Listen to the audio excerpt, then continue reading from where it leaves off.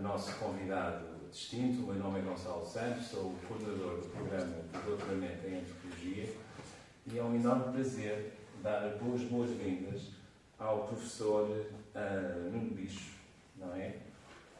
Que, enfim, tem estado a fazer a investigação um bocadinho entre a arqueologia e a antropologia. Vamos dizer assim, começa com um doutoramento em Antropologia da Southern Methodist University, em Dallas, em 1992. É atualmente professor catedrático e vice-reitor para a Investigação e Cultura da Universidade do Algarve. Foi diretor de um centro de Antropologia e de Arqueologia de referência em Portugal, o Interdisciplinary Center for Archaeology and Evolution of Human Behavior, mais conhecido pelo seu acrónimo ICAREB.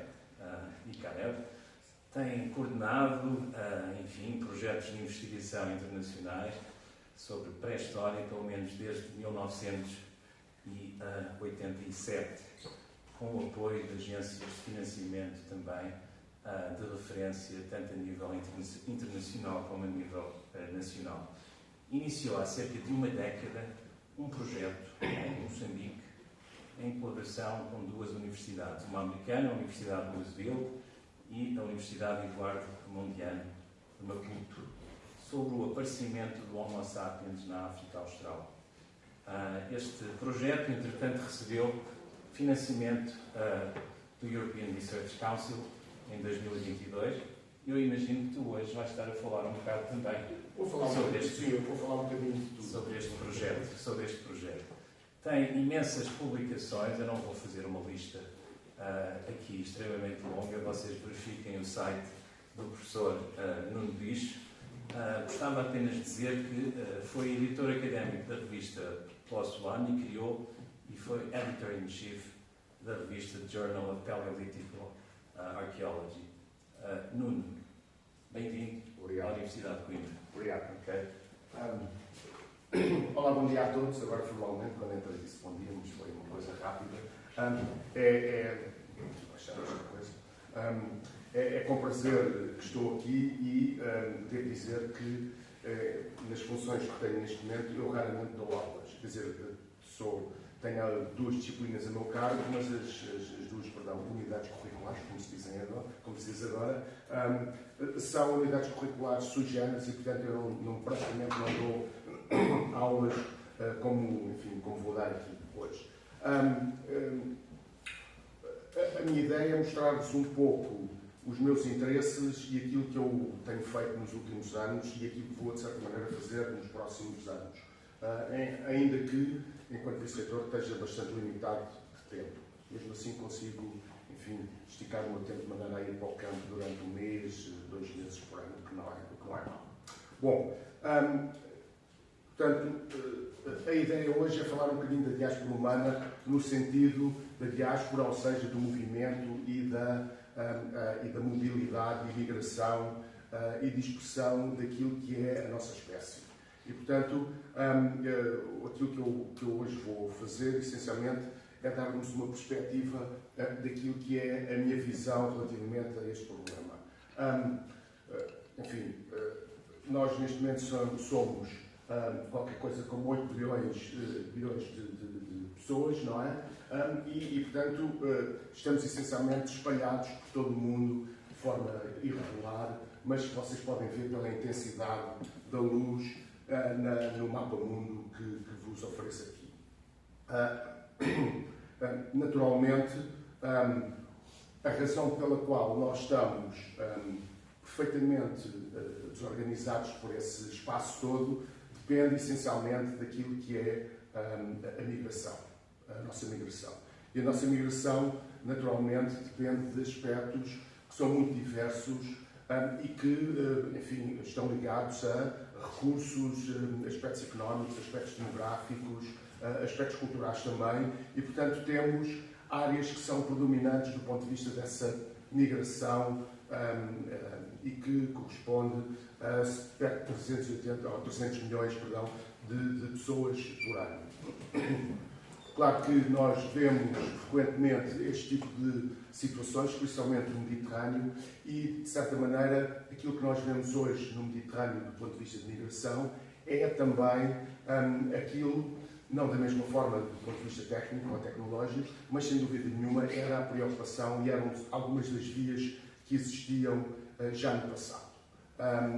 Infelizmente, hoje, esta, enfim, é a figura que nós vemos frequentemente nas nossas televisões, mas, de facto, se calhar no passado as situações eram muito diferentes, mas as rotas, se calhar, eram semelhantes. Portanto, sem dúvida nenhuma, a migração faz parte daquilo que é a nossa espécie e sempre existiu desde os períodos mais antigos. Há razões, muitas vezes, pelas quais essa migração acontece ou aconteceu principalmente no passado. Hoje, talvez não tanto, mas, sem dúvida nenhuma, no passado, as migrações humanas e a dispersão da nossa espécie prende-se em muito com aspectos que são, essencialmente, de fenómenos climáticos drásticos que alteram profundamente aquilo que é a paisagem e aquilo que são os recursos, principalmente em momentos em que os recursos naturais eram o elemento principal de localização e de adaptação regional dessas populações. E, portanto, enfim, temos aqui os vulcões, temos os tsunamis, temos as cheias, temos como é que se diz em português? Hurricanes?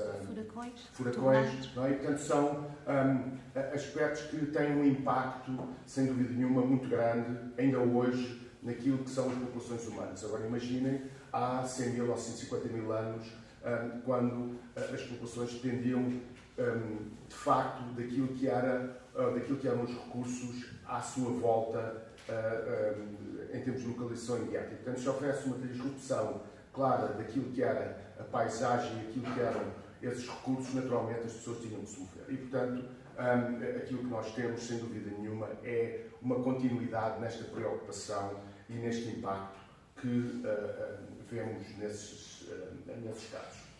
Um dos elementos mais impactantes no nosso passado, e hoje de novo, é essencialmente a alteração do nível do mar.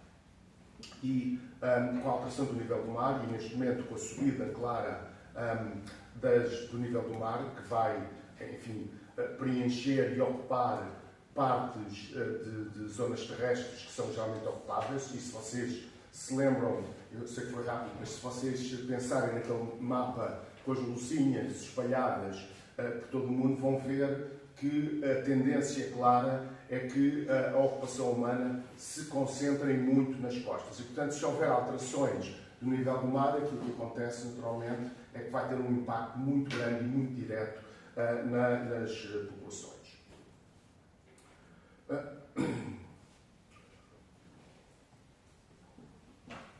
A subida do mar ou a descida do mar, não é? Depende essencialmente daquilo que é a concentração dos gelos nas calotes polares. E, portanto, conforme nós temos as alterações da concentração dos gelos, vamos ter alterações muito grandes ao nível do nível do mar. E isso vai, com certeza, como vocês podem calcular, ter impactos não só do ponto de vista de paisagem, mas também do ponto de vista das possíveis rotas de migração e dispersão da nossa espécie há muito tempo. Este fenómeno, essencialmente, depende de dois fenómenos astronómicos, que é a pressão axial e a excentricidade da órbita terrestre. E, portanto, estes dois fenómenos, que têm padrões temporais ligeiramente diferentes, ao fim e ao cabo, acabam por se conjugar em processos que são à volta dos 45 mil anos. E, portanto, de 45 em 45 mil anos, aquilo que acontece é que nós temos alterações substanciais nestes dois elementos e, portanto, que vão ter um impacto natural na subida dos mares e na concentração das calotes polares. Este fenómeno, não é, vê-se através exatamente daquilo que são a chamada idade dos gelos e que é transposta do ponto de vista científico para aquilo que nós conhecemos como os estados isotópicos marinhos. e como vocês podem ver por este gráfico, que só chega aos 300 mil, mas que continua até 1 milhão, aquilo que nós temos é momentos de frio e de quente que se relacionam diretamente com haver mais gelo ou menos gelo nas calotes polares. E, como podem calcular, esta evolução climática vai ter um impacto direto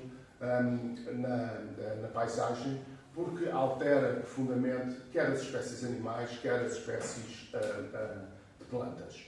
E, portanto, isso faz com que uma paisagem possa ser mais aberta ou mais desértica, ou, pelo contrário, mais arborizada e, portanto, ter espécies de animais que são muito diferentes. E não se esqueçam que há 100 mil, ou há 150 mil anos, ou há 50 mil anos, ou até há 10 mil anos, não é? Aquilo que era relevante era exatamente o tipo de faunas e de plantas que podiam ser utilizadas nas dietas, enfim, na utilização, na produção de utensílios e de estruturas habitacionais. Portanto, naturalmente, isto faz com que os nossos antepassados pudessem ter alterações e tivessem que se mover e adaptar de forma diferente e até relativamente constante numa escala que nós, enfim, o nosso acesso à escala temporal é relativo e depende, sem dúvida nenhuma,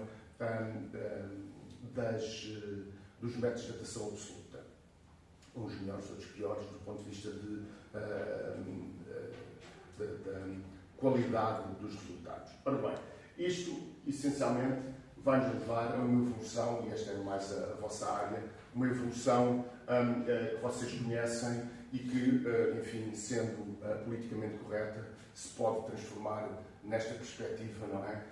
Mais feminina do que masculina, como é a tradição, enfim, portuguesa e científica até há relativamente pouco tempo. Perdão.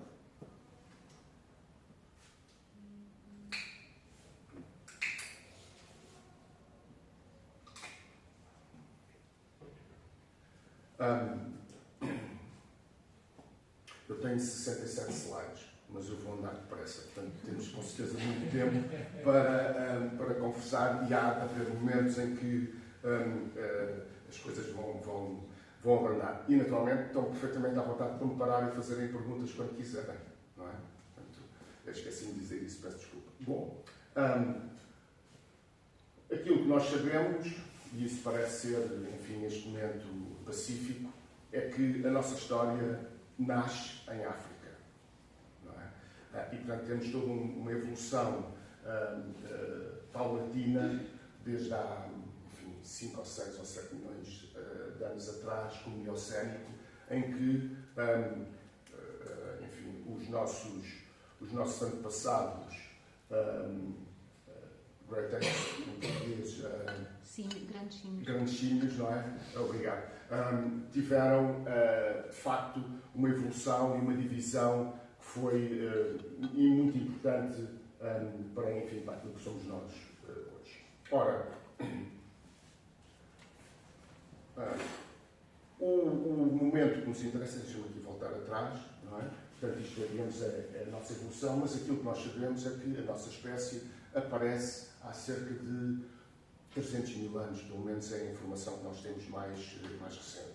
E, de facto, no continente africano, não é generalizado o aparecimento desses fósseis, mas é da cultura que está associada a esses fósseis, e já vamos falar sobre isso, mas ao nível dos fósseis, nós temos, enfim, Jebel el-Wood em Marrocos, há cerca de 300 mil anos, mais ou menos, Homo Kibish, na Etiópia, com cerca de 200 mil anos, mais ou menos, e depois, cá embaixo, em Florisbad, também à volta de 200 mil anos. E estes são, de facto, os fósseis mais antigos que estão claramente associados à nossa espécie. Portanto, têm as características físicas, das quais vocês saberão muito mais do que eu, e são eminentemente marcados por características físicas que são aquelas que nós ainda hoje temos.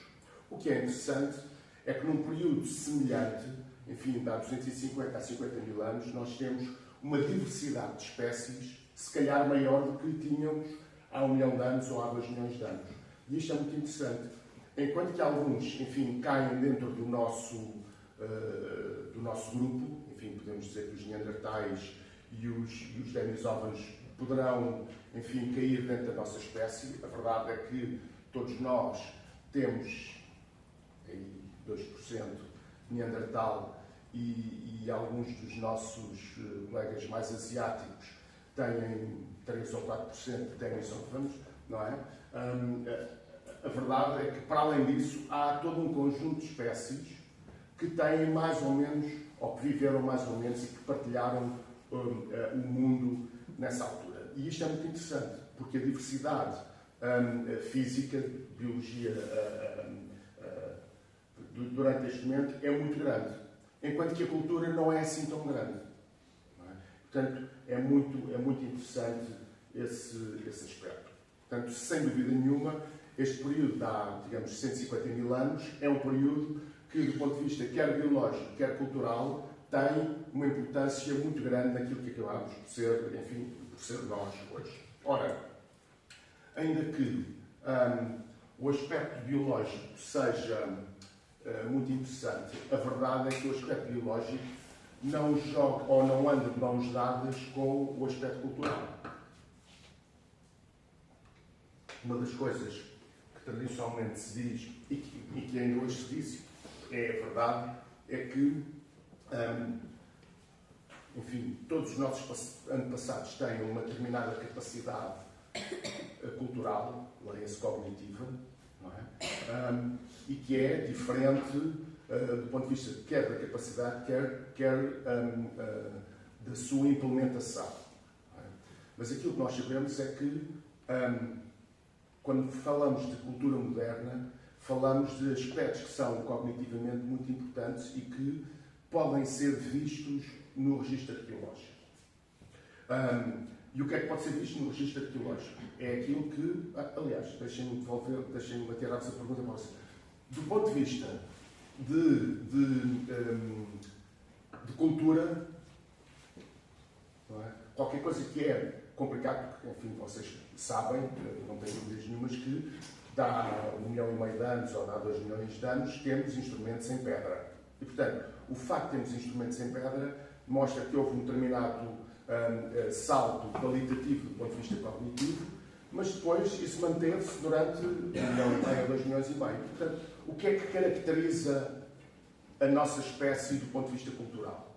O que é que nós podemos dizer assim? Isto é claramente, não é, um resultado da complexidade cognitiva da nossa espécie. Mãozinhos no ar? Não? Sou muito tímido. Sim, diz. Enterramentos. Sim, portanto, aspectos que são rituais, não é? Enfim, pode haver uma diversidade. Mais.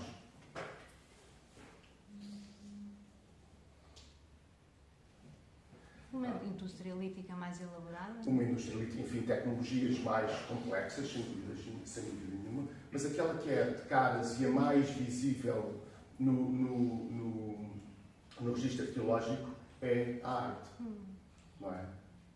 Só que a arte, enfim, por exemplo, coisas deste tipo, só aparecem há cerca de 40 mil anos. Mas a nossa espécie está cá desde há 300 mil. Não é? E, portanto, significa que há aspectos, e sem dúvida nenhuma que a arte tem um impacto visual, psicológico, cultural, ao nível da identificação do grupo, por exemplo, ao nível do ensino intragrupo e individual, que é muito importante. E isto, claramente, é um elemento, do ponto de vista cognitivo, marca a diferença. O único problema é que isto só aparece, bom, podemos dizer que, enfim, tenho aqui este caso português, não é? Portanto, em Portugal praticamente não há pinturas paleolíticas, são essencialmente gravuras, como vocês sabem, e, portanto, eu, enfim, quis trazer este elemento aqui também. Mas a verdade é que, do ponto de vista de pinturas rupestres, esta é a mais antiga e tem 50 e tal mil e aparece, por muito estranho, na Ásia. Não é? E, portanto, aquilo que se pergunta é, muito bem, então, digamos, há 60 mil ou há 50 mil anos, nós temos uma arte claramente desenvolvida e implementada, não de forma igual em todas as regiões do mundo, mas aparece aqui e ali, não é? Portanto, nós sabemos que aparece na Ásia, na Austrália, por exemplo, a Ásia e a Ásia do Pacífico, não é? Aparece na Europa, essencialmente, aparece em África, enfim, de forma muito rudimentar, e pronto. E, portanto, então, podemos fazer a pergunta, então será que nós cognitivamente só nos desenvolvemos há cerca de 50 ou 60 mil anos e que biologicamente, enfim, ainda que tenhamos aparecido há 300 mil anos, tivemos ali 200 mil anos ou 250 mil anos em estado, enfim, mais ou menos parado do ponto de vista cognitivo? Bom, a resposta é não, porque, como a professora Cláudia disse, há todo um conjunto de tecnologias que significam que tem que haver uma capacidade cognitiva muito mais desenvolvida e muito mais complexa do que aquela que existia nos períodos anteriores. E, portanto, aqui têm alguns dos exemplos e os momentos em que esses elementos aparecem. Portanto, temos as miçangas, não sei se é esse o termo, mas as miçangas feitas de ovo de avestruz, e que, naturalmente, como vocês podem calcular, do ponto de vista cognitivo e tecnológico, é relativamente complicado, não é? Os ornamentos em concha, é preciso ir apanhar as conchas, é preciso saber quando é que as conchas estão disponíveis, quais são as marés, enfim, todo esse tipo de coisas.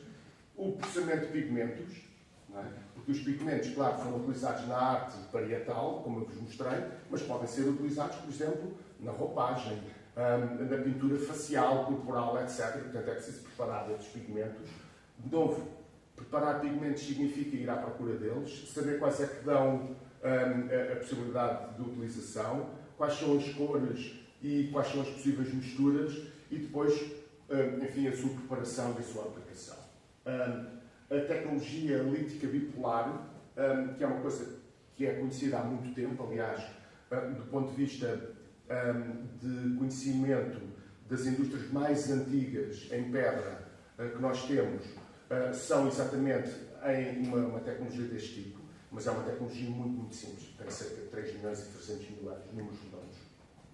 Mas esta é muito mais complexa e muito mais sistemática o seu uso. O marisqueiro, a tecnologia de grinding, de pedra polida, um retoque particular que se chama, como se chama em português? Peço desculpa, tive aqui uma falha, de dorso, e depois a tecnologia geométrica e a microlítica. Portanto, todas estas coisas, por si só, em cada uma delas, significa que há uma alteração cognitiva que permite haver uma consciência, uma abstração e, portanto, se trabalha ao nível dos conceitos que depois possam ser aplicados à morfologia desses instrumentos, mas quando eles aparecem em conjunto, então torna-se muito mais importante esse fenómeno. E, portanto, aquilo que, como vocês podem reparar, é que há aspectos que aparecem, que há 100 mil anos aparecem, mas que depois, à volta dos 80, 70 mil anos, estão perfeitamente marcados, depois, aparentemente, voltam a desaparecer e depois regressam há 30 mil anos. O que significa uma coisa. Quando há uma grande concentração destes elementos, significa com certeza que, do ponto de vista demográfico, há um aumento de maneira a que haja a necessidade de confronto, intercâmbio e, portanto, a informação passa mais depressa e, portanto, nós conhecemos-la melhor, ou ela aparece melhor no registro arqueológico. Então, quais são exemplos deste tipo? São, por exemplo, a produção de instrumentos em osso. Neste caso são arpões. Estes arpões têm, enfim, 90 mil anos. São os arpões mais antigos que nós conhecemos. E aqui uma nota que é interessante para, enfim, para quem tem interesse ao nível das adaptações aquáticas, é que o arpão, que é um elemento, enfim, um utensílio que é, do ponto de vista de produção, difícil de fazer e que demora muito tempo, depois tem uma produtividade muito maior do que, por exemplo, uma flecha em pedra. Porquê? É porque, se eu estiver em ambientes aquáticos, a flecha, se falhar o animal, vai cair dentro da água e desapareceu. enquanto que este vai boiar e, portanto, eu posso recuperá-lo de novo, até porque estes geralmente estão atados a uma linha, não é? Enquanto que as setas e flechas não estão. Portanto, estes têm, digamos, este tipo de instrumentos em osso, são instrumentos relativamente mais económicos do que os outros na totalidade da sua vida. Se vocês tiverem a possibilidade de ir ao Museu da cidade de Vitória, no Canadá, ao pé de Vancouver, vale a pena porque tem uma coleção absolutamente extraordinária deste tipo de coisas, utilizada essencialmente, enfim, pelos grupos do Northwest e que são, enfim, completamente virados para a adaptação aquática. E é absolutamente formidável porque nós conseguimos perceber exatamente como é que estas coisas, os arpões, foram utilizados, eram utilizados e como eram, do ponto de vista económico, tão funcionais. Perdão. Outro tipo de utensílios ou de elementos que aparecem no registro arqueológico são, por exemplo, as conchas perfuradas. E as conchas perfuradas são elementos muito importantes do ponto de vista da individualização, quer da pessoa, quer do grupo, e, portanto, tem a ver com comunicação visual, por exemplo, e identificação do grupo, que são fundamentais, naturalmente, enfim, naquilo que é a nossa evolução, e ainda hoje. Enfim, nós conhecemos os nossos grupos pela forma como nos vestimos, ou como nos pintamos, ou como cortamos o cabelo, ou a barba, no caso dos homens, não é? Enfim, todas essas coisas são elementos que fazem, que funcionam de maneira a agregar ou a separar vários grupos. E, portanto, no momento em que se pensa que há grupos humanos que estão a migrar e estão a mover no espaço, o encontro com outros grupos faz com que estes elementos facilmente se percebam do ponto de vista de comunicação e de interação. Enfim, lá em cima temos mais utensílios em osso, portanto já falei disso antes, mas temos, por exemplo, arte, elementos ainda simples do ponto de vista gráfico, mas temos a utilização quer de elementos de cor, não é? Portanto, isto é um óxido de ferro e facilmente pode produzir castanhos, amarelos, pretos mais difícil, mas misturando com outros químicos facilmente, sim, e depois aparece, enfim, decorado. E em cima são um tipo vou chamar pontas de lança, para simplificar, que são, do ponto de vista tecnológico, relativamente complicadas de produzir. Porquê? Bom, são relativamente complicadas de produzir porque, como vocês veem, elas são muito trabalhadas e são trabalhadas bifacialmente, portanto, a ambos os lados. O que significa que é preciso ter uma abstração e conceitos muito claros para poderem ser feitos. Mas as coisas vão muito para além disso. É que, neste caso, as matérias-primas é uma matéria-prima muito específica, em muitos casos, e a matéria-prima, para funcionar bem, ou seja, para cortar, espetar, etc., tem que ser aquecida a uma determinada temperatura para depois poder ser talhada. Não é? E, portanto, significa que, do ponto de vista técnico, é bastante complexo este tipo de situação.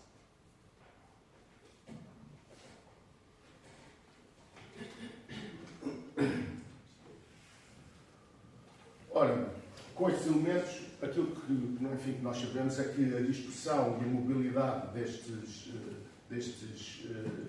nossos antepassados produziu efeitos por todo o mundo. E, portanto, sabemos que há entre 200 e 300 mil nós ocupávamos toda a África e que depois nos espalhámos progressivamente para todos os pontos, chegando, enfim, às Américas há algum tempo, qualquer coisa como há 20 mil, 25 mil anos, dos quais o elemento mais interessante é um que saiu aqui há uns 3 ou 4 anos,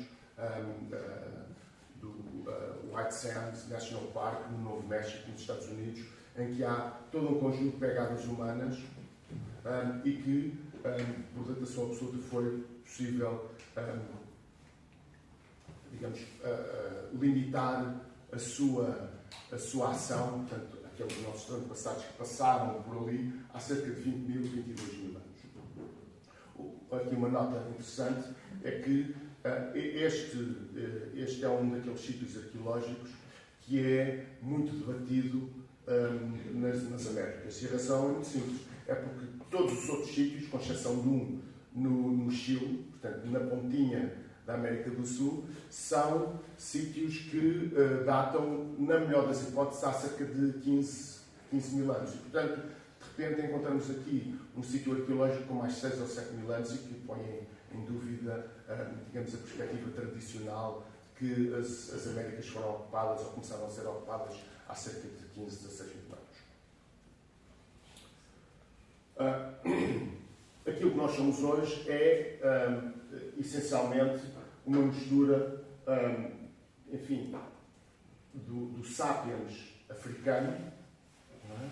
E depois da mistura, pelo menos destas duas espécies, ou subespécies, deverei dizer, não é?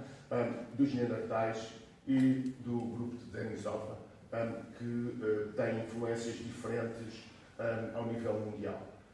Na Europa, os neandertais têm uma influência maior e enquanto que na região asiática, os Denisovanos têm uma influência muito maior. O que é interessante é que nós sabemos que em determinados momentos, ainda deste passado, os neandertais entraram em África via genética apenas, não é? E, portanto, em determinados casos, nós temos genética de africanos com neandertais, e, portanto, significa que houve humanos que entraram na Europa, se cruzaram com neandertais e depois regressaram à África. Não é? E, portanto, isso são aspectos interessantes desta mobilidade. Mas aquilo que enfim, a percepção que nós temos é que, de facto, a movimentação foi claramente da África para o resto do mundo.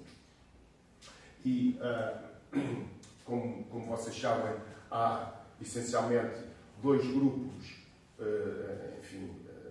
genéticos, um que vem do lado feminino e outro que vem do lado masculino, e até há pouco tempo esses dois, vocês veem ali o mitocôndrio e o Y, não encaixavam um com o outro. Neste momento, a informação que nós temos parece fazer com que, de facto, quer a linha feminina, quer a linha masculina, seja muito semelhante e, ao fim e ao cabo, nos dê informação que é relativamente...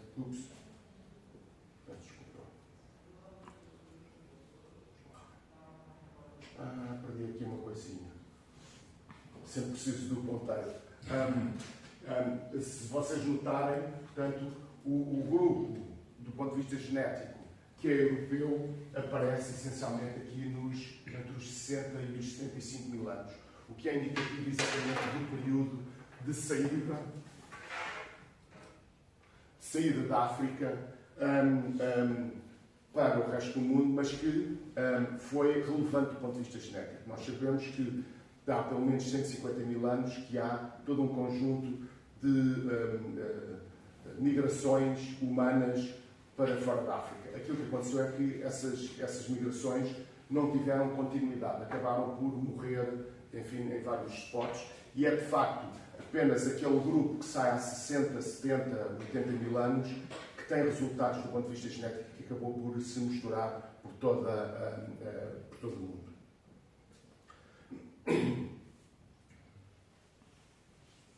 Um dos elementos principais do ponto de vista geográfico é, como é que eu ia dizer, são as configurações naturais de paisagem que permitem a movimentação humana, principalmente, enfim, quando não havia estradas, como é evidente. E uma das linhas principais é, sem dúvida, o Vale do Grande Rift, não é? E que começa essencialmente em Moçambique, enfim, aqui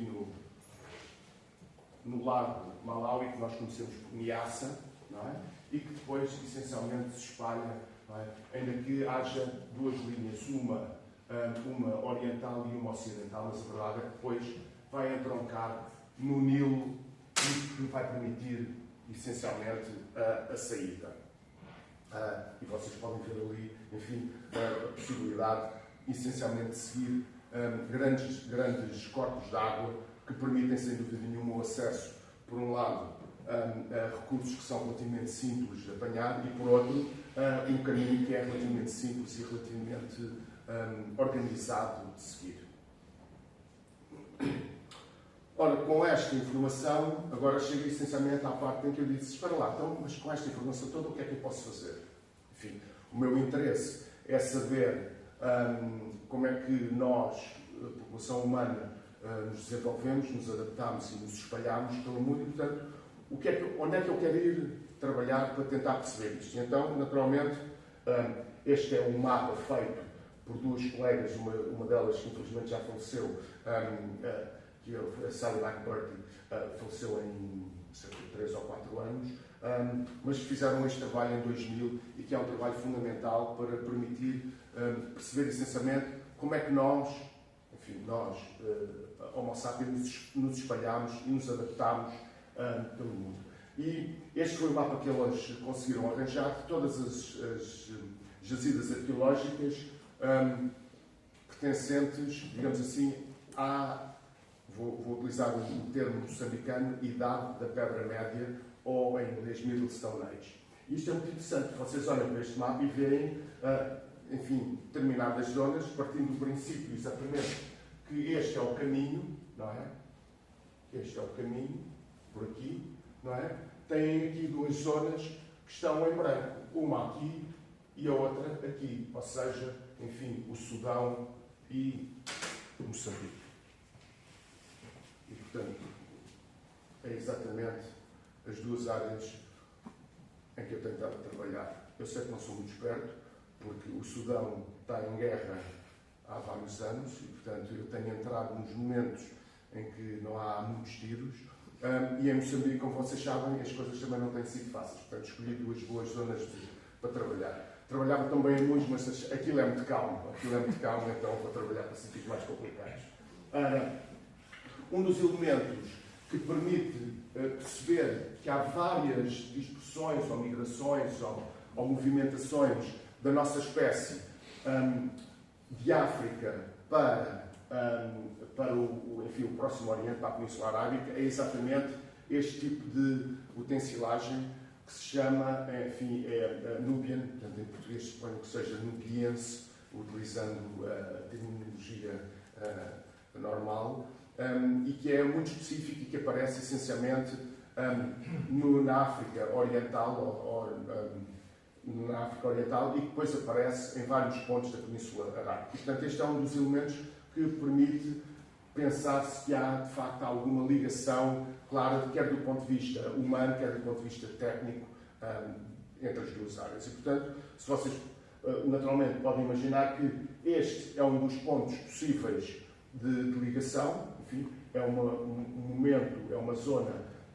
relativamente próxima entre as duas massas terrestres, a africana e a da Península Arábica, principalmente em momentos em que o nível das águas do mar esteja bastante baixo, e, portanto, que aproxima, digamos assim, as partes terrestres, e depois, naturalmente, a outra é através do Vale do Rio.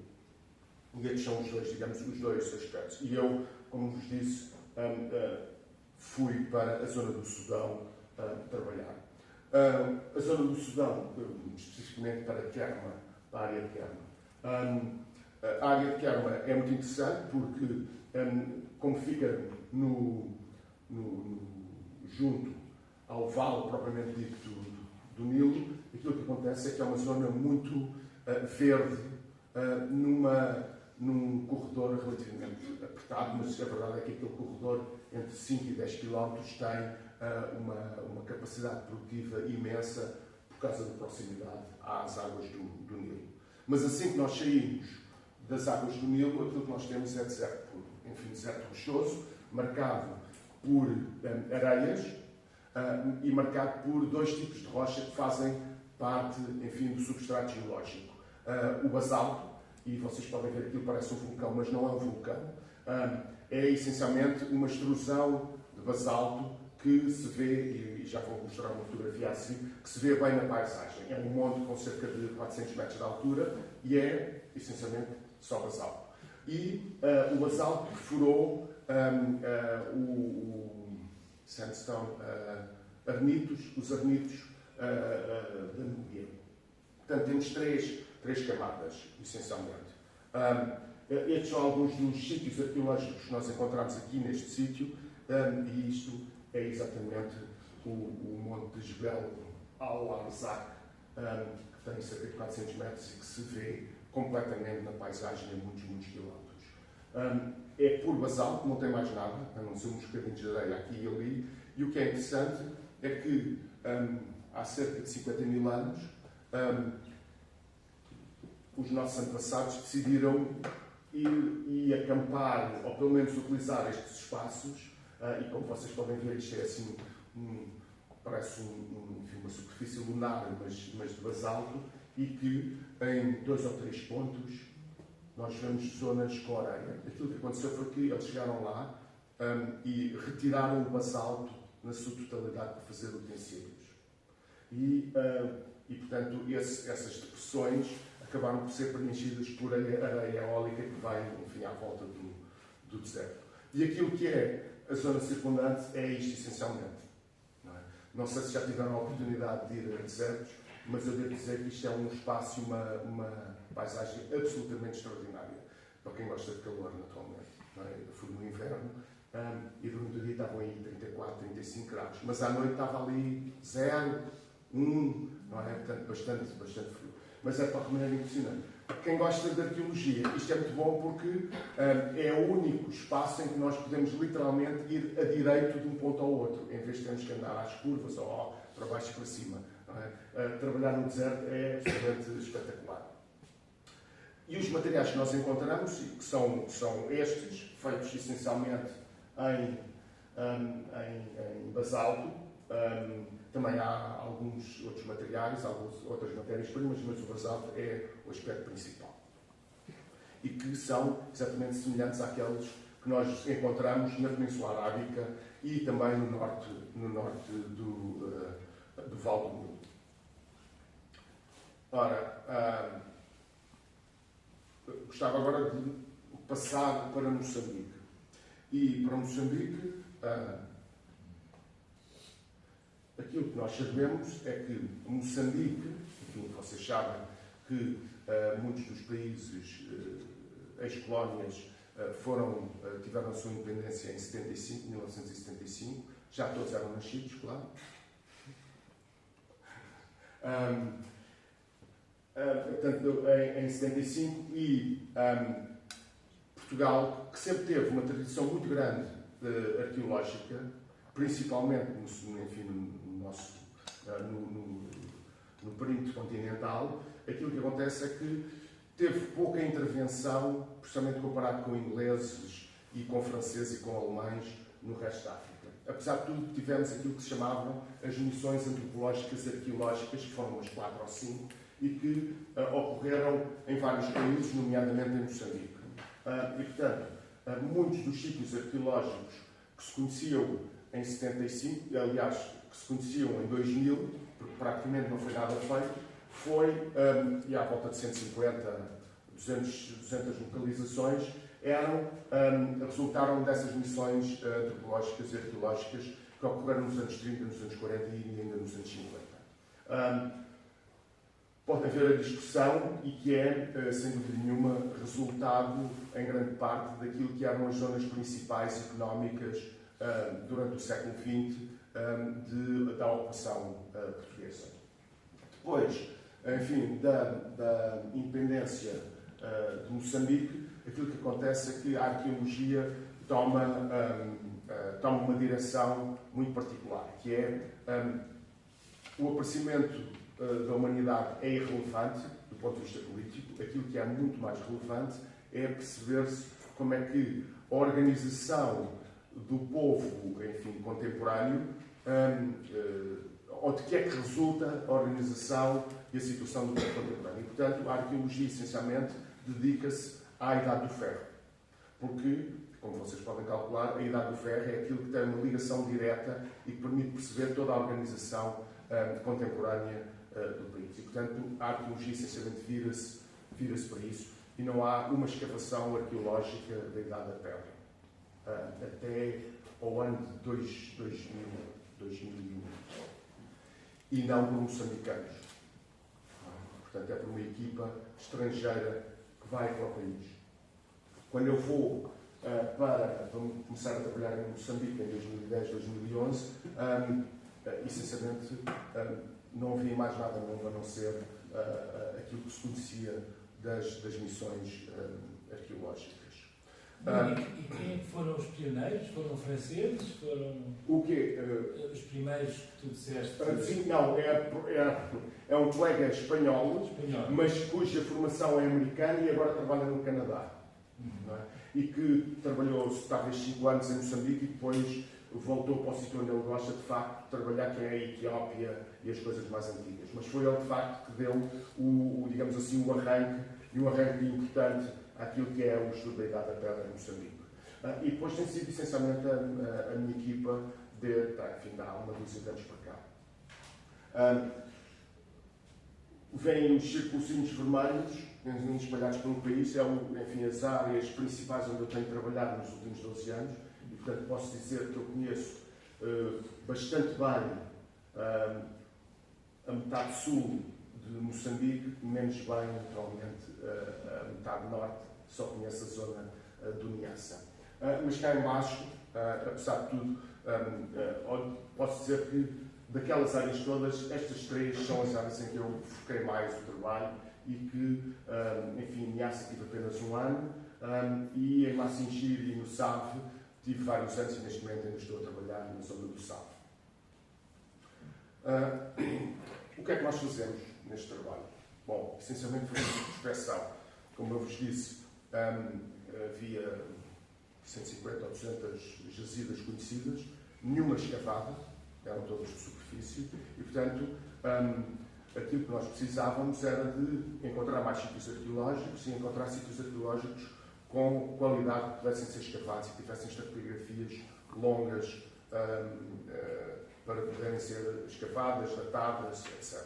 E portanto aquilo que nós fazemos é literalmente muitos quilómetros a pé, com utilização de GPS, ou este GPS, enfim, que é um GPS manual, mas de alta precisão, portanto, e cerca de 50 centímetros de erro, que é bastante bom quando nós estamos a pensar que queremos encontrar sítios arqueológicos que se calhar são deste tamanho desta sala ou maiores, portanto, 50 centímetros é completamente irrelevante, ou então o bom e velho telemóvel, que temos todo um conjunto, e já vos vou mostrar um bocadinho mais à frente, todo um conjunto de aplicações específicas e desenvolvidas por nós para fazer este trabalho.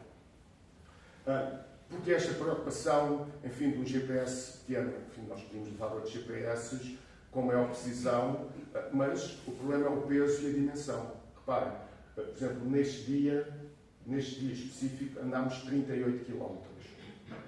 E deixem-me dizer-vos, 38 km com diferenças em termos de altitude de mais de 1500 metros. Portanto, essencialmente, quando chegámos ao carro, estávamos mais mortos que vivos, como vocês podem imaginar. O que é que este tipo de coisas nos permite? Permite saber exatamente, não é, para onde nós fomos e onde é que estivemos. E cada um daqueles pontos vermelhos e amarelos são jazidas arqueológicas que nós encontramos. E sabemos exatamente para onde é que fomos. Enfim, utilizamos, já lá vou. Isso permite-nos, enfim, saber e poder repetir e replicar o trabalho se necessário. Podem notar que andámos aqui perdidos, claramente. Vejam, aqui para trás para a frente. Ou isso ou estávamos bêbados. Quer dizer, ainda não tenho a certeza de qual das duas, mas como não há álcool, e isto ainda por cima foi à altura de Ramadão, não deve ter sido álcool com certeza. Andámos mesmo perdidos no mato. Que outras tecnologias é que nós utilizamos? Utilizamos naturalmente os drones. O drone não nos ajuda a encontrar sítios arqueológicos, ou muito raramente isso acontece, mas ajuda-nos a perceber como é que é a paisagem, quais são os melhores caminhos, porque há zonas de mato completamente fechadas em que nós não conseguimos entrar, principalmente porque há algumas plantas que são com que o nosso corpo, enfim, não se alinha bem com essas plantas. Há problemas muito evidentes do contacto direto. Portanto, o drone é um elemento, é uma máquina, uma tecnologia que nos ajuda muito a perceber isto. A outra que nos ajuda a trabalhar é este tipo de aplicação, que foi desenvolvida por nós e que nos permite fazer todo um trabalho de localização e que se relaciona muitas vezes diretamente com o trabalho seguinte que nós temos, que é a análise in situ. Portanto, nós encontramos um sítio arqueológico e analisamos os materiais logo ali. E para isso temos equipamento, todo levezinho e pequenino, não é? Reparem, o telemóvel com o paquímetro ligado diretamente ao telemóvel, temos balança, temos todo um conjunto de coisas que nos permitem ligar diretamente ao telemóvel e, portanto, quer dizer, com 200 gramas ou 250 gramas de telemóvel e se calhar mais meio quilo dos outros instrumentos, ou seja, com 1 quilo nós fazemos a festa de uma análise completa no meio de lado nenhum. Qual é o problema disto? Bom, chegamos ao final do dia e temos que carregar eletricamente os nossos utensílios. Nem sempre é fácil, vamos dizer isto. Não é? Às vezes não há eletricidade. Enfim. Isto é só para vos dar, enfim, uma ideia de alguns, enfim, dos acidentes que nós temos que ultrapassar. Não são muito maus, mas posso-vos dizer que não foi esta árvore, mas foi uma outra antes que servia de ponte, em que eu passei lá 3 dias e caí os 3 dias. Não é? Isso é mau jeito da minha parte, naturalmente. Do vosso lado direito, aquilo é um abrigo que foi encontrado e que nós escavámos. Para lá chegarmos, guiávamos perto de 2 horas e andávamos perto de 2 horas e meia a 3. Portanto, em cada direção 5 horas. O resultado é que só trabalhávamos num sítio à volta de 2 horas e meia e mesmo assim trabalhávamos, enfim, andávamos à noite, o que não é provavelmente muito seguro, mas enfim, foram só 2 ou 3 dias. Naturalmente, em África temos todo um conjunto de animais que são muito interessantes à distância, mas que próximos são, efetivamente, muito perigosos. Estes são os grandes, este é o pequeno, que é aquele que mais me assusta, confesso, não é? Que não é um animal muito simpático, principalmente quando está assim junto à nossa cara. E isto é, enfim, são elementos com que nós temos que lidar todos os dias. Em alguns dos sítios arqueológicos, o problema principal eram os elefantes e os hipopótamos.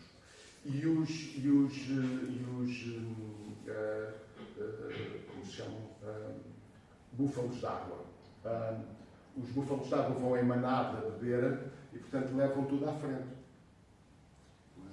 E, portanto, nós escavávamos o sítio arqueológico com base no horário da manada ir beber água ao sítio. E nós fazíamos a crivagem à água, portanto, utilizávamos a água do rio, tínhamos uma pessoa permanentemente a fazer vigilância aos crocodilos. Uma adaptação particular a estes espaços. Esta é a zona de Niassa, o Lunho, portanto é o rio Lunho que vai direto ao lago, que vocês podem ver ao fundo. É um vale muito largo no seu estuário, mas depois relativamente estreito mais para cima. E aquilo que... Deixa-me aqui voltar para trás, desculpa. E, portanto, vocês podem ver a quantidade de sítios que nós encontramos em cerca de um mês, perto de uma centena. Nos casos escavámos 2 ou 3 e outros não escavámos porque, do ponto de vista logístico, era quase impossível. Nós encontramos os sítios, mas lá está.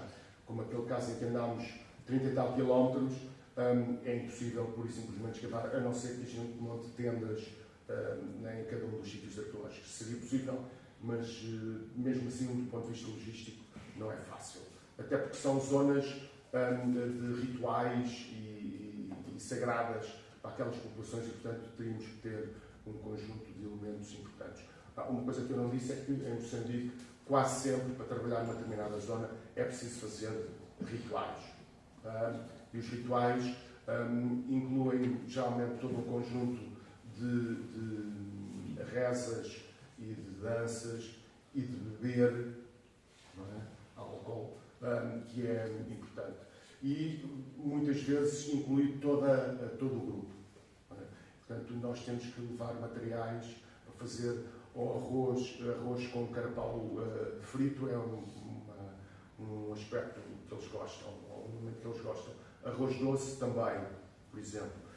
E é muitas vezes necessário deixar dinheiro junto às campas dos antepassados. Portanto, há todo um conjunto de elementos que são muito interessantes para quem vai, principalmente a primeira vez. Qual é a temporalidade destes sítios em Lhasa?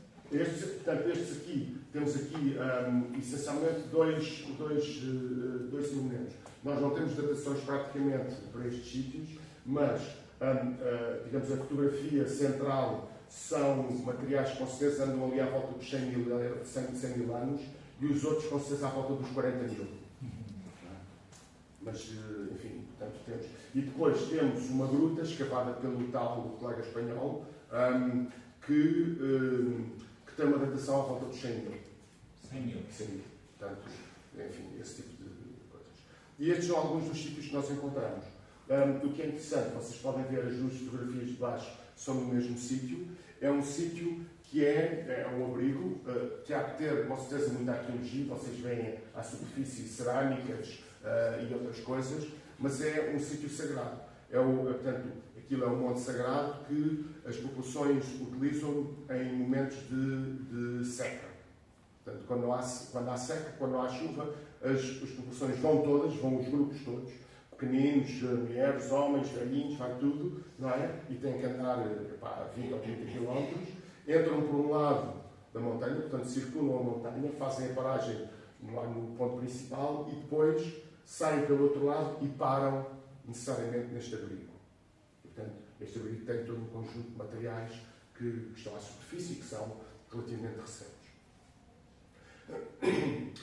No sul, em Massinjir, portanto, isto é no Parque Nacional do Limpopo, ou seja, de forma que vocês possam reconhecer melhor, agora falta-me o nome, um dos parques muito conhecidos da África do Sul, que está em conjunto com o Limpopo e que está essencialmente na confluência do rio Limpopo, que é o Rio Grande, que vem da África do Sul e que vai desaguar uma centena de quilómetros acima de Maputo, e o Rio dos Elefantes, e este é, digamos, exatamente a confluência. Nós trabalhamos principalmente no Rio dos Elefantes e encontramos também mais uma centena de sítios arqueológicos, nomeadamente, por exemplo, conjuntos de abrigos como este, que é o de China, e que tem uma sequência do metro, mais ou menos, mas que está a cerca de 200 metros afastado de um sítio de ar livre, que tem uma sequência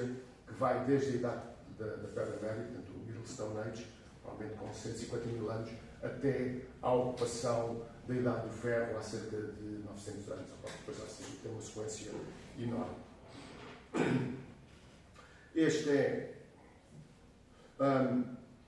é o Save, o rio Save, um rio enorme, um dos maiores de Moçambique, e podem ver aqui, estamos a cerca de 20 km do seu estuário. Nós aqui encontramos um conjunto alargado de sítios arqueológicos. Este é o de Simoara, que é um sítio enorme, deve ter, calculo eu, talvez aí 2 km quadrados, todo um conjunto enorme de ocupações, vários horizontes arqueológicos diferentes e, como vocês podem ver aqui nesta sondagem, cerca de 2 metros de profundidade com pelo menos 3 horizontes diferentes. Este foi a primeira vez que nós encontramos o sítio, em 2019, e fizemos uma pequena sondagem e encontramos dois níveis diferentes, um com cerca de 7 mil anos e o outro com cerca de 40 mil anos. Portanto, estamos aqui exatamente num período que é muito relevante. Em 23 encontramos este sítio, Chessungalan, e que foi escavado em 24. Para simplificar, nós chamamos de Che. não é? Senão ninguém consegue dizer este nome assim muitas vezes. É um sítio muito interessante porque tem vários horizontes arqueológicos, pelo menos 3 horizontes arqueológicos, todos eles da idade da Pedra Média. Portanto, com qualquer coisa com... eu suponho, estamos à espera de datações, mas eu suponho que a camada superior, portanto, a última ocupação, tem provavelmente uma datação à volta dos 80 mil anos e, portanto, as outras serão mais antigas. E o que é que nós encontramos aí? Essencialmente materiais em pedra. Não é? Enfim, isto é muito fácil encontrar nesta zona, mas depois temos muitas e todo um conjunto de materiais diferentes. Isto, em baixo, é essencialmente para vos mostrar que, apesar de, enfim, estarmos na mesma região, ainda que seja a cerca de 1000 km de distância, há uma diferença clara entre o Niácio e o Massingir, ainda que a tecnologia seja diferente, mas as matérias-primas que foram utilizadas, não há aquelas que eles tinham acesso, mas as que foram utilizadas é completamente diferente. E, portanto, isto marca essencialmente zonas culturais de identificação social que são diferentes. E isto é, sem dúvida, muito interessante. Já não falta tudo. Só tem mais 10 slides. Outros materiais que são importantes são, por exemplo, os micrólitos geométricos, que vocês veem lá em cima. Tem 1 centímetro, portanto, estamos a falar de coisinhas que são assim deste tamanho e que marcam culturalmente e do ponto de vista de evolução uma determinada fase, ali à volta dos 20 e os 12 mil anos, e depois as chamadas peças espiruladas, que são um elemento muito comum em Moçambique. E as peças espiruladas são essencialmente peças que foram utilizadas como cunha para trabalhar a madeira, ou o osso, ou qualquer outra coisa. E depois, enfim, materiais maiores como aqueles. Outras coisas que nós encontramos são as chamadas miçangas em ovo de avestruz, que são feitas, e temos também, por exemplo, materiais, aquilo é uma concha que foi gravada. Portanto, temos estes 2 elementos, o que são interessantes, que nos permitem, digamos, ver uma disseminação de determinados aspectos tecnológicos e culturais por todo o Moçambique e também por África, como já vos vou mostrar. Aquilo que nós sabemos também é que, em determinadas circunstâncias, há determinadas tecnologias que são específicas, essencialmente, a Moçambique, e agora sabemos que também estão presentes no Malawi, entre 40 e 20 mil, que é a utilização destes núcleos, que são geralmente ditos discordais e que aparecem quer no SAD, quer no Lhasa, lá em cima, juntamente com pequenas pontas, aqui, ali e ali, e que são, portanto, digamos assim, uma adaptação clara à diversificação dos recursos que têm que ser utilizados de várias maneiras. Desculpe, e servem para quê? Provavelmente servem essencialmente aqueles núcleos para produzir lascas que depois vão ser alteradas para outros conjuntos de utensílios. Não é?